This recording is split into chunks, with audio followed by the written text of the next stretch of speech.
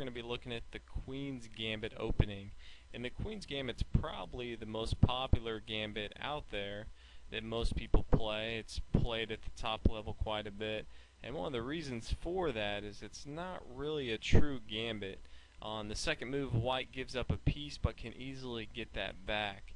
If black tries to hold on to that, he's actually going to be in a world of hurt. So today we're going to be looking at a lot of different variations for the Queen's Gambit. We're going to look at what happens if black tries to hold on to it and some of the main lines that black has and how to attack those. We're going to be going over a lot of key concepts, a lot of things to always keep in the back of your mind when you're playing the Queen's Gambit. So hopefully this is helpful, and let's get into it. Starts out with pawn to d4, black responds pawn d5, and immediately black plays pawn to c4. Now this does a couple things. One, it goes straight to the center and starts an attack. Obviously with the Queen's Gambit you are trying to take control of the center right away, and no better way to do that than to challenge this pawn on d5. If any reason this pawn leaves, white can just come here to e4 and have great control of the center with both pawns in the center. Real quick, we're going to go over what happens if black tries to take and hold on to it. So black can take, and we'll go over some various lines here in a minute. White can easily just come with a simple move, pawn to e3. Now this sets up for a bishop to just go ahead and take back this piece, and this pawn is nicely placed. It's defending this pawn on d4, getting ready for this attack on c4. Now if black decides he wants to hold on to it, let's say he comes down with his pawn to b5, white can simply respond with a4, attacking this on b5. Black can always take, but then after we take, this pawn is still hanging on c4 and it eventually will fall. Now black sometimes will make an error in the game and will play pawn to c6, and after white captures, black captures, thinking he's adding another defender to this, but now white has a little trap, and it's a devastating move, and it's just simply queen to f3, eyeing down this rook on a8, and there's really nothing black can do to counter that. He can't put his bishop here because it'll be taken. All he can really do to stop this is move his knight, which will be captured, and then he'll usually move his bishop here to block the check, and his rook is safe, but he's just lost a minor piece. White can now just retreat, and he's got a rook open on the a file, and black is down a minor piece. So he's going to have a hard time holding on to it, which is why we don't consider the Queen's Gambit a true gambit. Now taking the pawn at the beginning is not a bad move at all, as we see here, but black usually is not going to respond trying to defend. A lot of times you will see him simply develop his pieces, and you will see something like knight to f6, and then simply white can come in and capture the piece that was taken before, and we are even up in material. And as you can see, this bishop is nicely placed. It's attacking the weakness on the f7 square.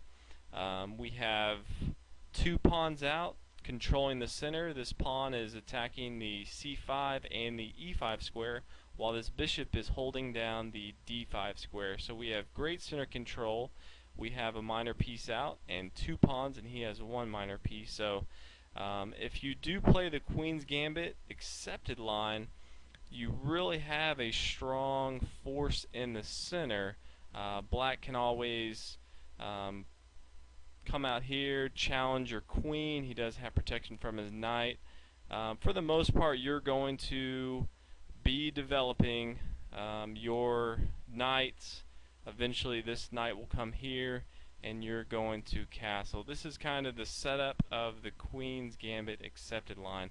Now we're going to kind of take a look at the Queen's Gambit declined. Now this is a lot more common. A lot of players now are playing the Queen's Gambit decline line, and it normally starts with a move like e6. This is kind of the most common move at top level play, and what it does is if white tries to take on d5, black can simply come back, and he's got great center control. He's holding down this e4 square.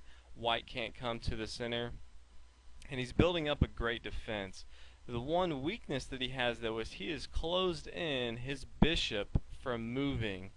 And as far as opening theory, you never want to close in your bishops with your pawns, and in any opening you should always keep notice to that, especially for yourself and your opponents.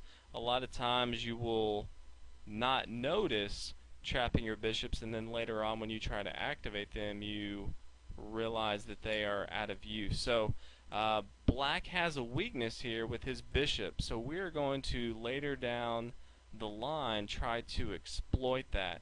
But for here, Queen's Gambit line, it's basically a lot of moves trying to control the center, so we are going to put added pressure on this d5 square and develop our knight here to b3. A lot of times black will respond developing to f6, putting pressure on the e4 square, so he now has two attackers on the e4 square and we have one defender. And normally here we want to, before we move this pawn, we want to go ahead and get our bishop out of the way. And the whites, for white, the light square bishop is usually its more powerful bishop, so we're going to go ahead and use our dark square bishop and pin down this knight here. This will allow us, if we want to move this pawn one, we definitely can build a nice little pawn structure where our light square bishop can move around freely, but you definitely want to get this bishop out first. Now he can always respond. He can do a Slav defense and move his pawn up. He can always move his knight out.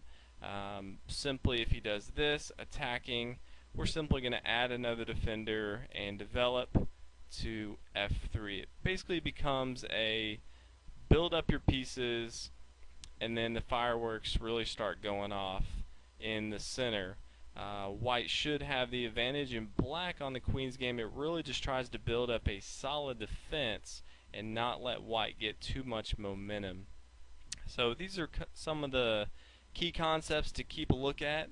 Later on down the road I'll analyze some GM games that have played some of the matches